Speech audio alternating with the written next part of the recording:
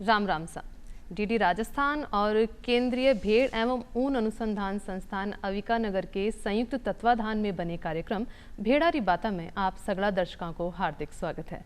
दर्शक भाई बहनों, जैसे कि आप सगला जानो कि आप इस कार्यक्रम के माध्यम से भेड़ बकरी पालन से जुड़ी जानकारी हासिल करा हाँ। पिया आज आप एक नए विषय पर जानकारी हासिल करांगा जो इससे ही जुड़ेड़ो है। और आज आपनो विषय रहोगो भारत में लघु रोमंथी पशुओं के आनुवांशिक सुधार के लिए प्रजनन प्रणालियाँ। तो कई प्रणालियाँ है कि तरीके से आप नस्ल सुधार करके और ज़्यादा मुनाफो कमा सका हाँ, इस पर आज आप चर्चा करांगा। और चर्चा करने के साथ आपने लिए पधारा है अपने साथ है डॉक्टर सिद्धार्थ सारथी मिश्रा जी। आप विभाग अध्यक्ष हैं पशु आनुवांशिकी एवं प्रजनन विभाग, केंद्रीय भेड़ एवं ऊन अनुसंधान संस्थान अविका नगर से आप पधारे हैं। तो बहुत बहुत स्वागत है आपको डॉक्टर साहब। नमस्कार। तो डॉक्टर साहब सबसे पहला तो आप वो जानना चाहूँगा कि आपने देश की अगर बात करें तो जिसमें आप भेड़ बकरी या जो जानवर पाल रहे हैं तो एक महत्व कहीं है? भेड़ बकरी पालन का भारत जैसे कृषि प्रधान देश में बहुत महत्व है। इसको ग्रामीण अर्थव्यवस्था का हम रीढ़ कह सकते हैं। इस बात से इसके महत्व समझा जा सकता है। जो भेड़ बकरी को हम गरीबों की गाय कहते हैं, इसके कारण ये है जो बहुत कम लागत से गरीब किसान, छोटे सीमांत किसान एवं भूमिहीन मजदूर ये जानवर आसानी से पाल सकते हैं। हम आजकल इसको 5 सितारा जानवर भी कहने लगे हैं, कारण इस जानवर से हमें मांस, दूध, ऊन, बकरियों से रेशा, खाल और खाद ये सारे उत्पाद मिलते हैं और इन उत्पादों के जरिए गरीब किसान अपना आमदनी करते हैं। कभी कभी इसको हम गिरवी उठाने वाले भी कहते हैं, कारण गरीब छोटे किसान उनको उधारी से ये मुक्त करते हैं। भेड़ और बकरी जो है ये महिलाओं के रोजगार भी देते हैं। ये गरीबी उन्मूलन के लिए बड़ी हथियार है। तो कहना को मतलब अपना जगह छोटा किसान भाई बहन है वह भी वो पशुपालन कर सके है, भेड़ बकरियाँ ना आसानी से पाल के मुनाफो वह कमा सके है और आप समझ सका। हाँ, तो एक आप जब भी देखा आप कोई पशु अगर किसान भाई खरीदेगो तो बिकी नस्ल समूह पहला देखोगो तो नस्ल कहीं है, कहीं फायदा कर रहे तो नस्ल कहीं है, इन आप जानना चाहूँगा। जब हम किसानों से बात करते हैं तो हम ये देखते हैं किसान जो पशु पाल रहे हैं उस पशु का नस्ल के बारे में किसानों की जानकारी नहीं है। तो किसानों को पता होना चाहिए जो कौन सी नस्ल किसान पाल रहे हैं। तो उससे पहले हम ये जान लें जो नस्ल है क्या। जैसे हम कृषि में बीज की बात करते हैं, अच्छे बीज से अच्छे पैदावार मिलते हैं, ऐसे पशुपालन में बीज के जगह नस्ल आएंगे। अच्छे नस्ल पालेंगे तो अच्छे उत्पादन मिलेंगे। नस्ल एक समूह है पशुओं के जो बाहरी रंग रूप, जैसे उसके रंग हैं, उसके कदकाठी है, उसके ऊंचाई, लंबाई और शरीर के पूरी बनावट एक जैसे होंगे और एक नस्ल के जो जानवर है उनके उत्पादन क्षमता भी एक जैसी होंगी।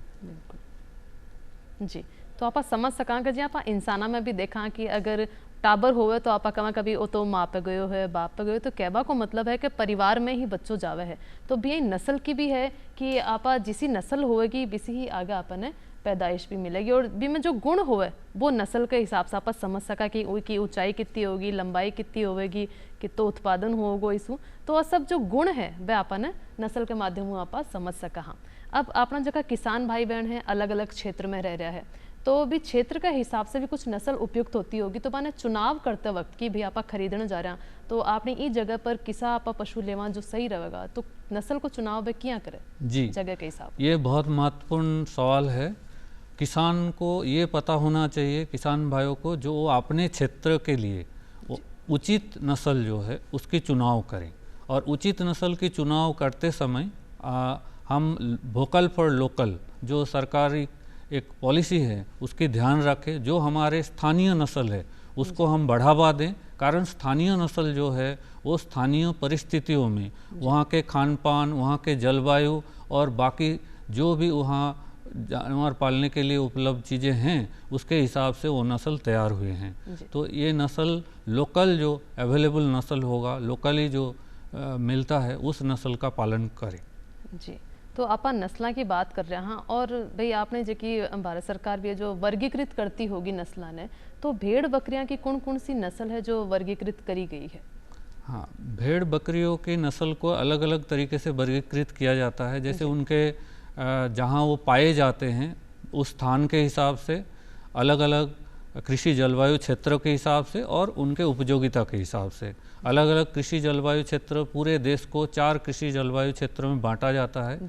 जैसे उत्तरी शीतोष्ण क्षेत्र है, पश्चिमी शुष्क अर्धशुष्क क्षेत्र है, दक्षिणी क्षेत्र है एवं पूर्वी क्षेत्र है।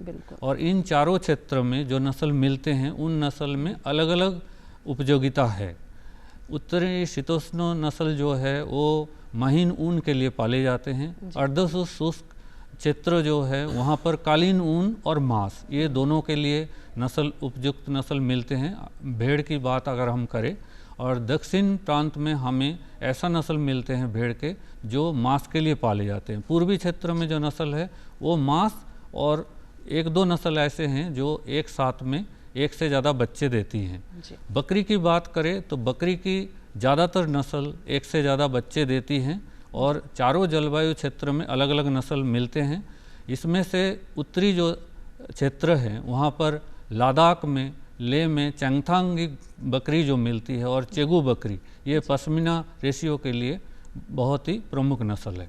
जी, आप ज्याँ नस्लों की बात करा तो आपने राजस्थान की बात करा तो काफ़ी सारी नस्लें अभी आप अपनी देसी नस्लें भी देख सका हाँ, लेकिन आप बात कर रहे हैं नस्ल सुधार की, तो एक आवश्यकता क्यों महसूस हो रही है आपन?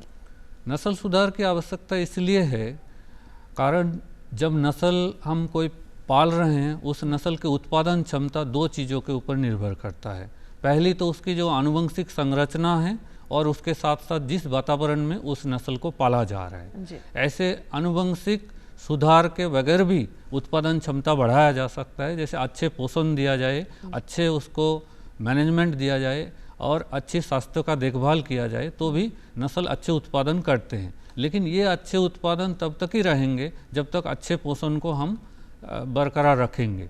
इसीलिए हमें स्थायी सुधार की ज़रूरत है। स्थायी सुधार आनुवंशिक सुधार के जरिए ही आ सकते हैं।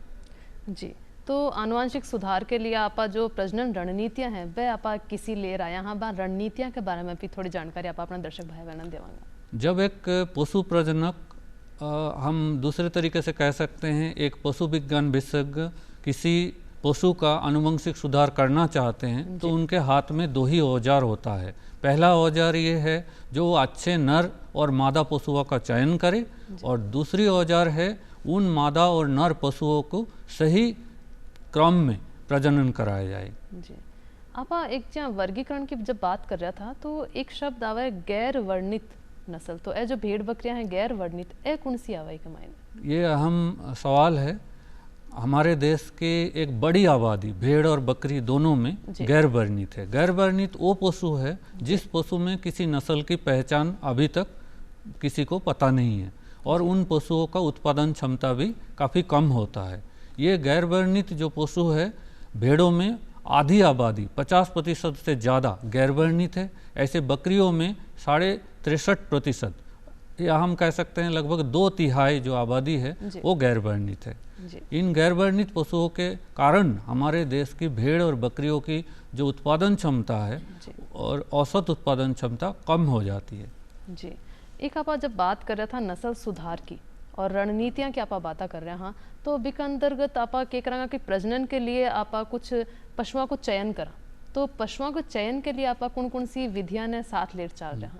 पहली रणनीति पशुओं की जो चयन है वो करने के लिए हमें पहले ये पता होना चाहिए हम किस उद्देश्य के लिए वो पशु पाल रहे हैं। अगर हम मांस के लिए वो पशु पाल रहे हैं तो मांस से जुड़े हुए गुणे जैसे उसके वृद्धि दर है अलग अलग उम्र में 3 महीने, 6 महीने, 9 महीने या 12 महीने में उसका वृद्धि कितना है, उसका वजन कितना है। और अगर हम उसको ऊन के लिए पाल रहे हैं तो उनसे जुड़े हुए गुणों के हिसाब से हमें वो मापदंड तय करना है। ऐसे अगर दूध को हम प्राथमिकता दें तो अलग अलग समय पे जैसे 30 दिन में कितने दूध उत्पादन उस पशु ने किया, 2 महीने में कितने किया या 3 महीने में उसका दूध उत्पादन क्षमता कितना रहा, उसके आधार पर भी हम पशुओं का चयन कर सकते हैं। और इन चयनों के लिए अलग अलग विधियां उपलब्ध हैं। जी, यहाँ पर भेड़ बकरिया की जब बात कर रहे हैं कि भाई जो पालन करता है वो ध्यान में रखता हुआ नस्ल खरीदे कि आपने की वजह से आप पशुपालन कर रहे हैं भेड़ा को, मतलब आपन आके ऊन चाहिए या आको दूध को आपने काम करना है या अपन मांस के लिए कर रहे हैं। तो अभी तक जो अपनी पहले की नस्ला होया करती थी, देसी नस्लों की बात करें तो आप देखा कि अभी में आप ऊन ने प्राथमिकता ज्यादा देता है, बाल किसो है ऊन किसी तैयार होगी, लेकिन अभी आप देख रहे हैं मांस की भी बात आ रही है। जी। तो मांस उत्पादन क्या अभी ज्यादा अपने लेने की आवश्यकता हो रही है? ये सही बात है आप जो कह रहे हैं, कारण हम ये देख रहे हैं ऊन से किसानों को बहुत ज़्यादा फायदा नहीं हो रहा है। हमारे देश में जो भेड़ के नस्लें उपलब्ध है, इन नस्लों से सबसे अच्छे जो ऊन है वो कालीन और जिसको हम कारपेट ऊल बोलते हैं, कालीन टाइप के ऊन मिलते हैं। हाँ। जब हम अच्छे ऊन की बात करें, महीन ऊन की बात करें, हमारे पास कुछ ही नस्ल है जिसके ऊन हम महीन टाइप के कह सकते हैं। तो किसानों को आज के दिन में देश की जो प्रोटीन की आवश्यकता है, आबादी बढ़ने के साथ साथ सबको खिलाने के लिए जो प्रोटीन की आवश्यकता है, पशु प्रोटीन की, उसकी एक बड़ा हिस्सा भेड़ और बकरी से पूरा हो रहा है। तो भेड़ और बकरी इस जगह पे काफ़ी अच्छा योगदान दे रहे हैं, जिसके कारण आज के दिन में भेड़ या बकरी दोनों ही ज़्यादातर किसान मांस के लिए पाल रहे हैं, क्योंकि इससे उनको ज़्यादा से ज़्यादा कमाई उपलब्ध हो रहा है। बिल्कुल। आनुवांशिक सुधार के लिए आप रणनीति की तो बात कर ली, लेकिन रणनीति बढ़ावा के बाद आवे कि आपा इन्हें क्या काम में लेवाई रणनीति ने, तो बी के लिए प्रणालियाँ कहीं कहीं निर्धारित करी गई है। जी, अलग अलग प्रणालियाँ उपलब्ध हैं और इन प्रणालियों में हम ये देखते हैं, प्रणालियाँ तय करने से पहले जो नर और मादा, चयनित नर और मादा का हम प्रजनन कराएंगे, उन नर और मादाओं के आपस में कोई आनुवंशिक संबंध है या नहीं। अगर आनुवंशिक संबंध है, एक नर और मादा अगर वो आनुवंशिक तरीके से संबंधित है, तो इस तरह की प्रजनन को हम कहते हैं अंत प्रजनन, और इसको अंग्रेजी में हम इनब्रीडिंग कहते हैं। ऐसे प्रजनन हमें नहीं करना है, हमें कराना है बही प्रजनन। बही प्रजनन का मतलब ये है नर और मादा आपस में आनुवंशिक तरीके से जुड़े हुए नहीं होंगे, और बही प्रजनन में भी अलग अलग तरीके का अलग अलग तरीके का प्रजनन प्रणालियां हैं। जैसे एक प्रजनन प्रणाली ये है जो एक प्योर नस्ल जो है, उस नस्ल के अंदर जो जानवर नर और मादा आपस में आनुवंशिक तरीके से संबंधित नहीं है, उनका प्रजनन करा सकते हैं। दूसरी तरीका ये है दो अलग अलग नस्ल का हम प्रजनन करा सकते हैं जब हमें अलग अलग गुण दो नस्ल से एक नस्ल में लाना हो।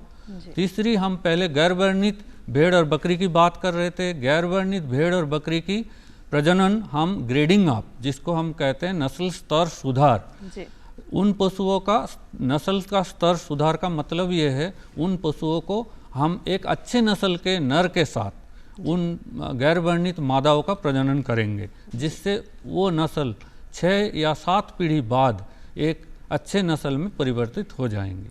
जी। और एक आपा वो देखा कि ज़्यादातर भेड़ बकरियां हैं जो कि एक झुंड में ही रवा करे है, तो बां के बीच में अंतर प्रजनन नहीं हुए बिना रोकना के ताई कहीं आपा विशेष व्यवस्था कर सका? ये आपने बहुत ही अहम सवाल पूछी है। जी। हमारे किसान भाई भेड़ बकरी जब पालते हैं, नर और मादा वो एक ही साथ रखते हैं, क्योंकि उनके पास बहुत ज़्यादा पशु नहीं होते हैं। कम पशुओं के लिए वो एक साथ रखते हैं, क्योंकि उनके एक आदमी उनका देखभाल करते हैं, नर और मादा को अलग से नहीं रख सकते।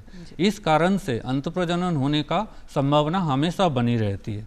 अंत प्रजनन से जो कठिनाइयाँ आती है वो ये है, जो नस्ल सुधार करके हम जो उत्पादन क्षमता बढ़ाने के लिए जा रहे थे, अंत प्रजनन के वजह से उत्पादन क्षमता घट जाती है।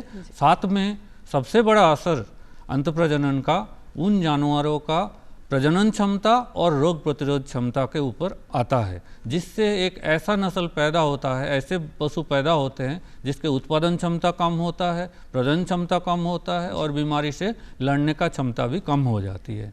इसी के कारण अंत प्रजनन रोकना बहुत ही जरूरी है। तो किसान भाइयों को ये ध्यान रखना जरूरी है, जो अंत प्रजनन वो कैसे रोकें, उन्हीं के तरीके से जहाँ नर और मादा रेवड़ में एक ही साथ है, लेकिन वो अंत प्रजनन रोक सकते हैं 1-2 उपाय करके।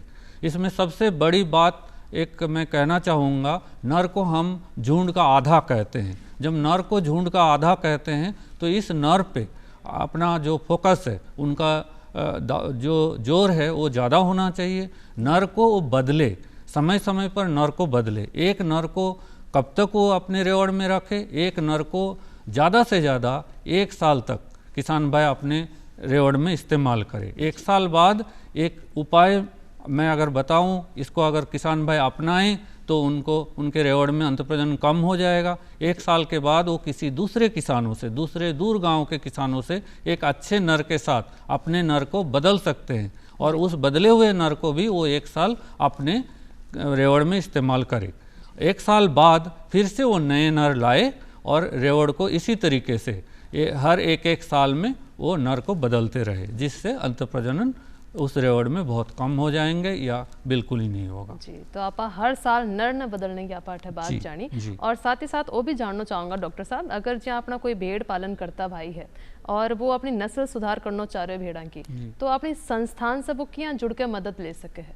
जी, हमारे संस्थान किसान भाइयों के लिए जो भेड़ बकरी और साथ में खरगोश भी पालते हैं, उनके लिए अलग अलग समय पर प्रशिक्षण कार्यक्रम का आयोजन करते रहते हैं। ऐसे प्रशिक्षण कार्यक्रम में भाग लेके किसान भाई ये जान पाएंगे जो हमारे संस्थान भेड़ बकरी और खरगोश पालन में क्या काम कर रही है। हमारे पास भेड़ और बकरी के बहुत अच्छे अच्छे नस्ल, उनमें से कुछ नस्ल हमारे संस्थान केंद्रीय भेड़ एवं ऊन अनुसंधान संस्थान ने अपने यहाँ ईजाद की है। अलग अलग नस्ल को मिला के या जो देसी नस्ल है उसी का आनुवंशिक संवर्धन करके हमारे पास, जैसे भेड़ों में मालपुरी नस्ल है जो मांस के लिए बहुत अच्छे जाने जाती है। मालपुरा इसका अपना क्षेत्र है, उसी क्षेत्र के बहुत अच्छे नस्ल है। ऐसे हमारे पास अविकालीन एक नस्ल है, ये संकर नस्ल है जो अविका नगर में तैयार किया गया है। ये ऊन और मांस दोनों के लिए है। ऐसे हमारे पास पटनवाड़ी भेड़ की नस्ल है जो दूध के लिए बहुत अच्छी मानी जाती है।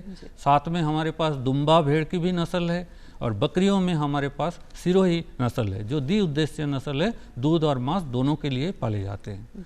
तो ऐसे नस्ल के जानवर हम किसानों को उपलब्ध कराते हैं और उनके जो रेवड़ है उसका आनुवंशिक संवर्धन करते हैं। जी, तो कहने का मतलब है संस्थान ई तरीकों हूँ अपना जगह किसान भाई जो भेड़ पालन कर रहा है बाकी मदद वह कर रहा है और नई नई नस्लों के बारे में ज्यादा जानकारी दी, तो वह भी नई नस्ल भी एक अंतर्गत आ रही है जो आप ले सका हाँ और अपने जगह गुणवत्ता में सुधार कर सका हाँ और मुनाफो है भी में भी आप फायदो ले सका हाँ। और साथ ही साथ जब आप बात करें कि आप जो रणनीतियाँ बना रहा है नस्ल सुधार के लिए, तो आन रणनीतियाँ ने लागू करवा कताई आपकी जो भारतीय परिस्थिति है ई कमाई की तरह की समस्या और चुनौतियां भी अपन आ रही है। भारतीय परिस्थिति में एक बड़ा कठिनाई ये है जो हमारे ज़्यादातर भेड़ और बकरी बहुत गरीब छोटे किसान पालते हैं। छोटे गरीब किसानों के पास आंकड़े रखने का सुविधा नहीं है। पूरे देश में भेड़ और बकरियों में कोई राष्ट्रीय स्तर पर पहचान प्रणाली नहीं है और उसके आंकड़े भी रखने का कोई व्यवस्था नहीं है। साथ में अच्छे अच्छे जो नस्ल है उनके जो संगठित फार्म है वहाँ पर भी ज़रूरत के हिसाब से नर पशु उपलब्ध नहीं है। बहुत सारे हमारे देश में जो संस्थाएं हैं वो एक ही उद्देश्य के लिए काम कर रहे हैं, किसान का आमदनी बढ़ाने के लिए।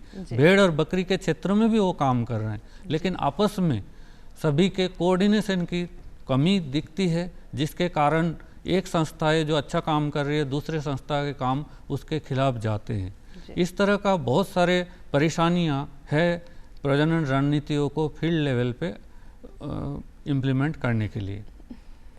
जी, तो आपा जब नस्ल सुधार की बात कर रहे हैं और काफ़ी सारी नई नस्लें भी एक अंतर्गत आ रही है, तो नई नस्लों के देखभाल के लिए रख रखाव के लिए भी कोई विशेष आपा ने ध्यान रखने योग्य बात है? क्योंकि देखो पहले का जो टाइम है जिसमें आपा रेवड़ जकी होती बाने चराने खातर जंगल में ले जाता और बाने एक साथ लिया था, लेकिन अभी क्योंकि आप नई नस्ल जब नस्ल सुधार हो रही है और आपने भाया करने किसान भाया करने जो नई नस्ल है तो बाँ के लिए बाने कुछ विशेष ध्यान रखना योग्य कुछ बात है तो हमारे दर्शकों ने बताओ। जी, एक नस्ल की बात मैं और जोड़ूंगा। पहले जो बात मैंने किया, हमारे संस्थान ने एक बहुत अच्छी नस्ल अविशान बनाई है।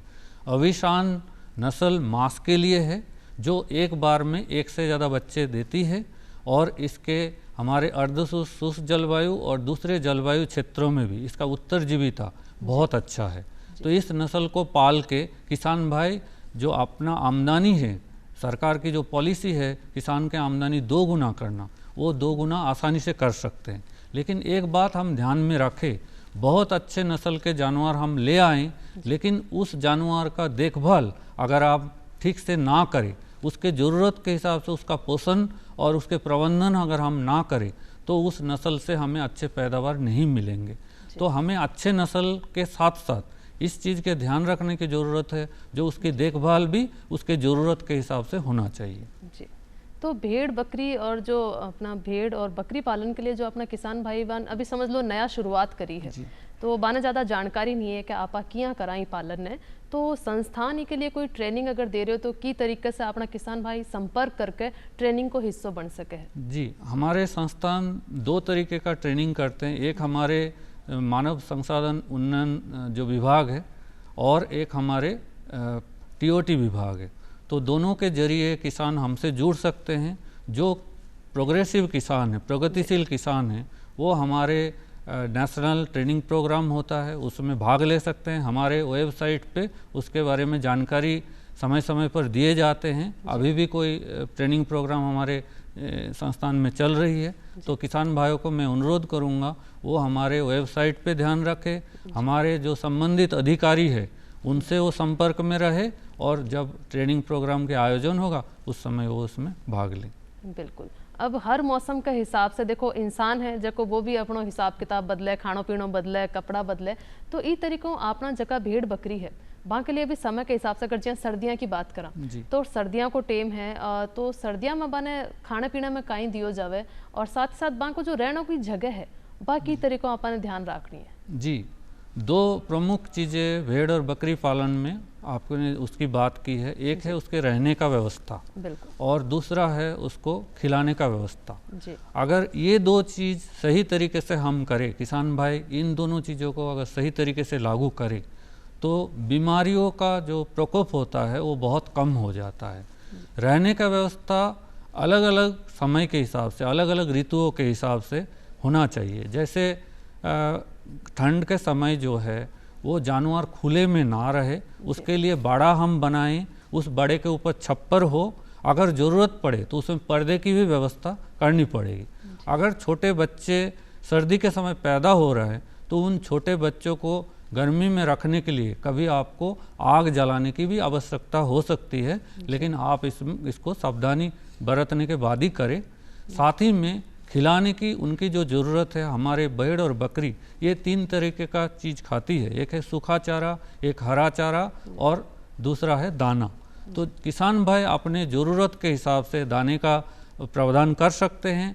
अगर उनके पास दाने का प्रावधान ना हो पाए तो हरा और सूखा चारा इन दोनों का सही व्यवस्था वो करे और इसकी ज़रूरत जानवरों का, उसका वजन और किस उद्देश्य के लिए वो पाल रहे हैं। अगर कोई भेड़ और बकरी प्रजनन कराना है तो उस समय उसकी ज़रूरत, जब वो गावन है उस समय की ज़रूरत और जब वो दूध में है बच्चा पैदा करने के बाद, इन तीनों समय उसकी खास ध्यान रखने की ज़रूरत है। जी, भेड़ बकरी पालन की आप बात करें, सारी जानकारी भी आप ले रहे हैं। जिकंदर आप खाने पीने की बाकी बात करी कि आहार में कहीं देना बने और रहने की जगह क्या होनी चाहिए, बा भी डॉक्टर साहब आपने बताई। भी के साथ साथ जगह अपना पशुपालक भाई बहन है बा में आ जानकारी भी जरूरी है कि कौन कौन सी बीमारियां हैं जो सामान्य रूप से आप पशुओं में देखा हाँ, तो भी से बचवा के ताई आप तैयार रवा।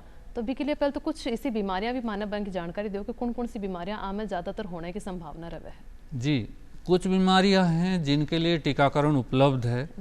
जो बीमारी बहुत खतरनाक है उनके लिए टीका उपलब्ध होते हैं। भेड़ और बकरियों में, जैसे भेड़ों में और बकरियों दोनों की बात मैं एक ही साथ कर देता हूँ। ईटी एक एंटेरोटॉक्सिमिया कहा जाता है जिसको हम फड़किया बोलते हैं। दूसरा है खुरपका मुंहपका जिसको हम एफएमडी कहते हैं, फुट एंड माउथ डिजीज। तीसरा जो बीमारी का मैं बात करूँगा पीपीआर बोलते हैं, प्लेग बोलते हैं। ये तीनों बीमारी, साथ में भेड़ों में पॉक्स का भी बीमारी होते हैं। तो इन बीमारियों का टीकाकरण जरूर करें। टीकाकरण के अलावा दूसरे बीमारी जब भी आए, किसान भाई बीमार जानवरों को दूसरे जानवर से अलग करें और उसके जल्दी से जल्दी उसका ट्रीटमेंट का व्यवस्था करें।